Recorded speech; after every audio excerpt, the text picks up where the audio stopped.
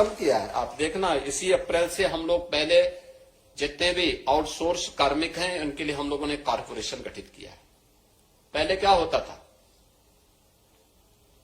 ये जितने आउटसोर्सर कंपनियां थी ज्यादातर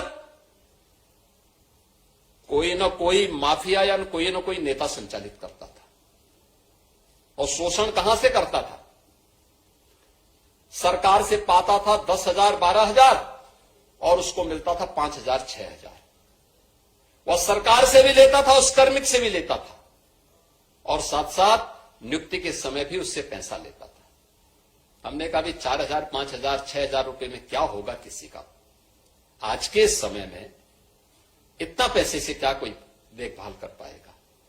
और विभाग को बुला के मैंने बहुत सख्ती से कह रखा है, हर हाल में इसको लागू करो। अप्रैल से मैं चाहूंगा कि इस व्यवस्था को लागू करने की तैयारी करो। अब हम कारपोरेशन को आगे बढ़ा रहे हैं, शोषण मुक्त व्यवस्था बनाएंगे, सम्मानजनक मानदेय अपने कर्मचारियों को देंगे। जो प्रदेश के हित में काम करेगा, प्रदेश के बचपन को संवारेगा, प्रदेश के विकास में भागीदार बनेगा, राज्य सरकार उसके साथ खड़ी होगी, उसको सम्मानजनक जीवन जीने के लिए आगे बढ़ने का अधिकार देगी। और इसके लिए मैं आप सभी आंगनबाड़ी कार्यकर्ती बहनों से कहूंगा, एक बड़ी जिम्मेदारी आपके ऊपर है। यद्यपि आपकी कार्यनिष्ठा पर कोई संदेह नहीं, क्योंकि जब इस संकट में प्रदेश था, हम लोगों ने कोरोना जैसी चुनौतियों को झेला है।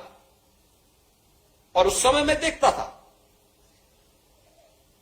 बड़े से बड़े लोग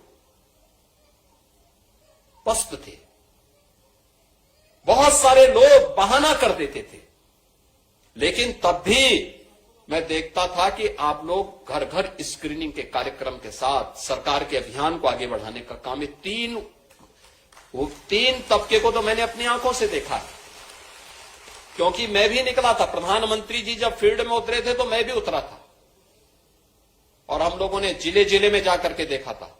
मैं किसी भी गांव में जाता था, क्योंकि अक्सर होता है कि हम लोगों के कार्य जनपद मुख्यालय पर या ब्लॉक मुख्यालय तहसील मुख्यालयों तक सीमित होता है। लेकिन कोरोना के दौरान मुझे लगा कि कुछ लोगों ने कहा गांव में बीमारी है, हमने कहा शहर के साथ साथ गांव में भी जाएंगे। तो मैं गांव गांव में भी उतरा, गांव गांव में भी गया।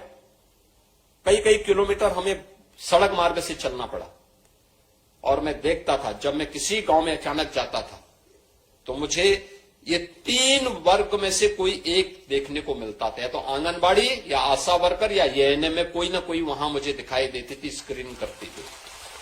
तो ये जो चुनौती का मुकाबला उस समय आप लोगों ने किया है, उसके कारण सरकार के मन में भी है कि नहीं, इनको उसी प्रकार से सम्मान भी मिलना चाहिए, आगे बढ़ना चाहिए, प्रक्रिया आगे बढ़नी चाहिए।